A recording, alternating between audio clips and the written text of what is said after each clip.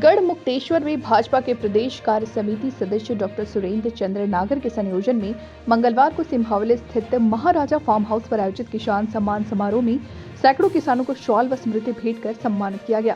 कार्यक्रम में मुख्य अतिथि भाजपा के क्षेत्रीय अध्यक्ष सतेंद्र सिसोदिया रहे। उन्होंने भाजपा को किसानों का हितैषी बताया।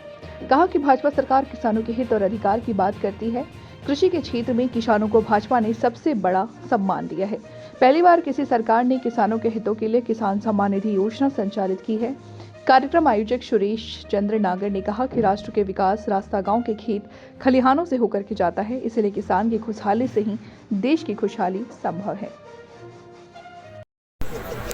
भारतीय जनता पार्टी की सरकार है और भारतीय जनता पार्टी का कार्यक्रम हर दृष्टि से किसान का सम्मान करता है। उसी के परिप्रेक्ष्य में आज पार्टी के सम्मानित कार्यक्रम में आए हुए सभी किसान भाइयों का आज इस क्षेत्र के किसानों का सम्मान का कार्यक्रम है। उसमें मुझे भी आने का अवसर मिला। मैं आपको इतना बताना चाहता हूँ कि 3 दिन प्रांतों में हमारी सरकार है। हम हर प्रांत के किसान के सम्मान काम करते हैं। केंद्र में हमारी सरकार है, पूरे देश के लिए किसान सम्मान निधि के माध्यम से किसान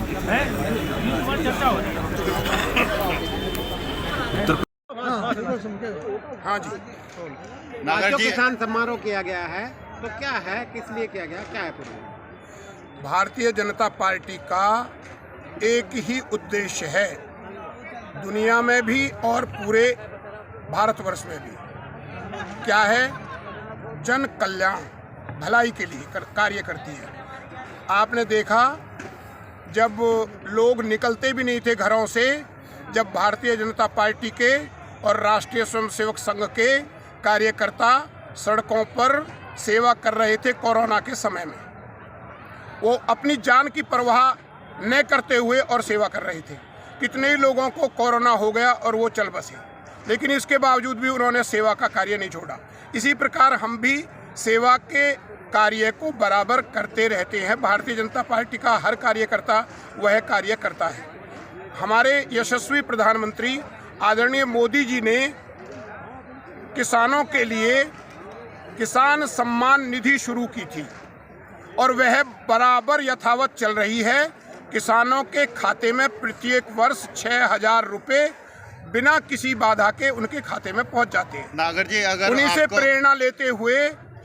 प्रेरणा लेते हुए मैंने किसानों का सम्मान समारोह हर विधानसभा में आयोजित करने का प्रण लिया है और मैं सब जगह किसानों को और उनके साथ पहले किसानों को किया जाता है और उसके बावजूद भी यदि मजदूर, खेतीहर मजदूर भी आते हैं, हम उनका भी उतना ही सम्मान करते हैं। किसानों के सम्मान के लिए हम ये सब कर रहे हैं और इसके अतिरिक्त और कोई उद्देश्य नहीं है। पहले हम 2 विधानसभाओं में, अमरोहा लोकसभा की 2 विधानसभाओं में हम ये कार्य कर चुके हैं। धनौरा विधानसभा और हसनपुर विधानसभा 2 में कर चुके हैं। अब ये गढ़मुक्तेश्वर विधानसभा में आज किया है और इसके बाद नौगांवा सादात विधानसभा और अमरोहा विधानसभा में भी यही किसानों का सम्मान समारोह आयोजित किया जाएगा। केवल सेवा भाव है, सेवा के अलावा और कोई इसका उद्देश्य नहीं।